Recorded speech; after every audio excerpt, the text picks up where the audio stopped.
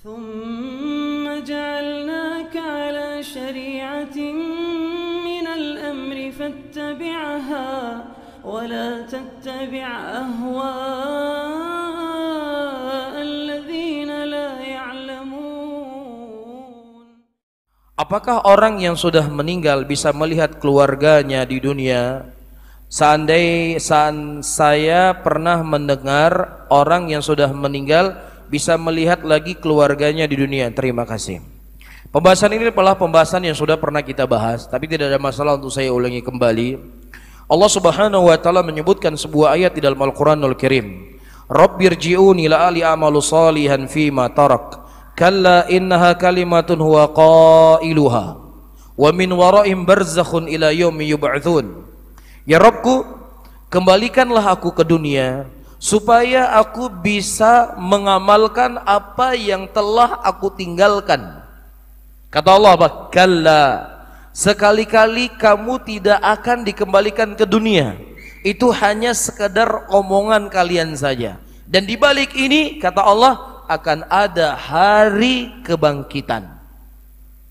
Iya. Nah, orang ini dia berdoa memohon kepada Allah untuk beramal soleh, untuk sholat, untuk puasa, untuk bertobat, untuk beristighfar. Diizinkan enggak oleh Allah? Untuk beribadah saja enggak diizinkan oleh Allah, apalagi cuma melihat ya kalian anu irmo tiban nasihat. Punai jo bule le abang. Ini mau beribadah, mau beramal soleh. Kalla kata Allah. Ini diantara dalil yang disebutkan oleh para ulama, orang yang telah meninggal itu tidak akan kembali ke dunia. Dan juga hadis ketika Allah Subhanahu wa taala melarang Nabi sallallahu alaihi wasallam ya untuk memberikan izin kepada sebagian orang untuk minum haudnya beliau.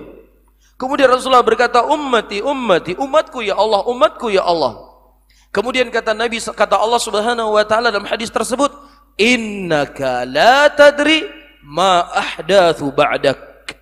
Sesungguhnya engkau ya Muhammad tidak mengetahui apa yang terjadi setelah meninggalnya engkau.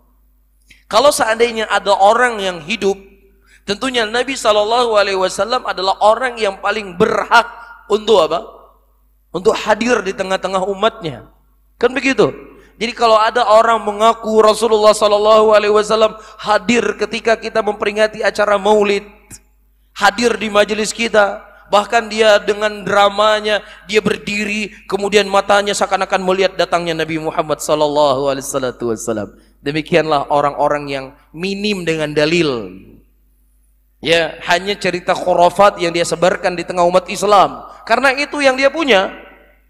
Adapun Ahlus Sunnah, ya, enggak perlu cerita-cerita ini mereka ombarkan di tengah umat Islam, tapi yang mereka ajarkan umat Islam adalah apa yang datang dari Allah, apa yang datang dari Rasul.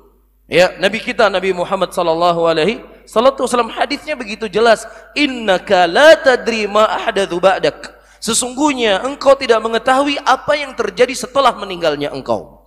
Nah, kalau seandainya ada Pak Ustadz bapak saya foto ada CCTV-nya, betul bapak saya.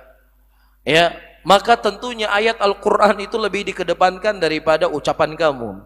Dan bisa saja itu syaitan yang menjelma mirip dengan bapakmu dan mirip dengan ibumu atau mirip dengan siapapun.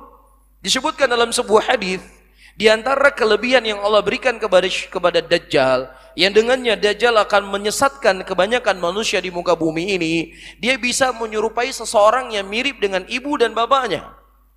Ya, kemudian orang yang mirip dengan ibu bapaknya tadi berkata, wahai anakku, sesungguhnya ini Tuhanmu, si Dajjal ini Tuhanmu, sembahlah dia. Jadi ini merupakan permainan syaitan para hadirin yang dimuliakan oleh Allah. Jadi hati-hati. Ya, jadi dua kemungkinan, seseorang ketika dia berada dalam kubur, bisa saja kuburnya itu merupakan lubang dari lubang neraka, maka dia tersibukkan dengan azab yang Allah berikan dalam kuburnya. Atau kubur itu menjadi taman dari taman surga, maka dia menikmati apa yang telah Allah berikan di dalam kuburnya tersebut. Jadi nggak sempat ziarahin antum gemari. Bisa difahami? Taib.